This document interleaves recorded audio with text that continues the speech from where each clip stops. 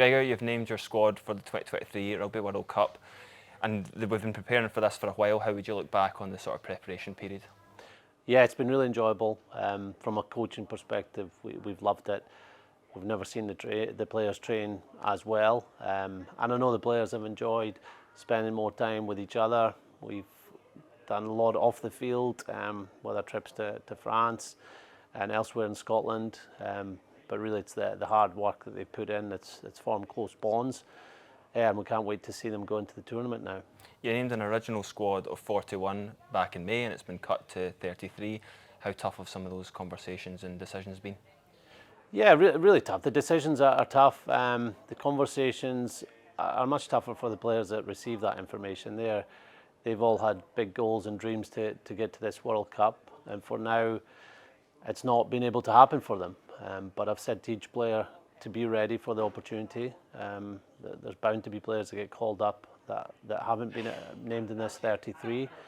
But we are really pleased with the group we're taking.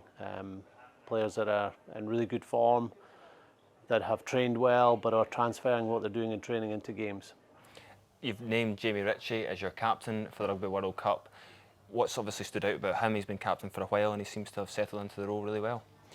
He has. He's been captain now for most of the season and has done really well. I think he's now moving his game on to the next level, and that's the best way for him to lead, is be the best player on the park, be the best player at training. But Jamie's got some really good leaders around him, and we've been fortunate, I suppose, throughout this campaign that we've been able to see other people get the captaincy role, with Rory Darge and Finn Russell thriving in that role. So that adds to our leadership on the field, and also our Thistle group are leaders that meet regularly to discuss what's going on off the field. The squad's pretty consistent compared to previous squads that you've named recently. Just how important is that?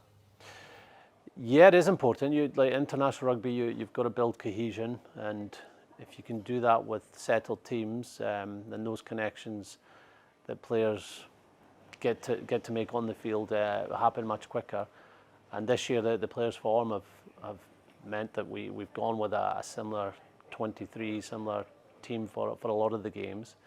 But there is real competition within the squad. Players are delighted to make the 33, but having spoke to them, they all want to be in the starting team that plays against South Africa or in the 23, and that'll drive our standards over the next few weeks in training.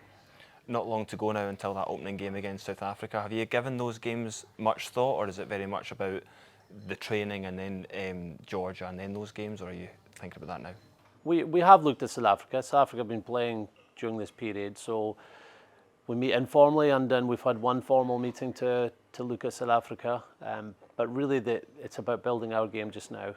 We have another 2-3 weeks training, which includes a game against Georgia before we go to France, and our attention will turn more to our opposition when we're out in France.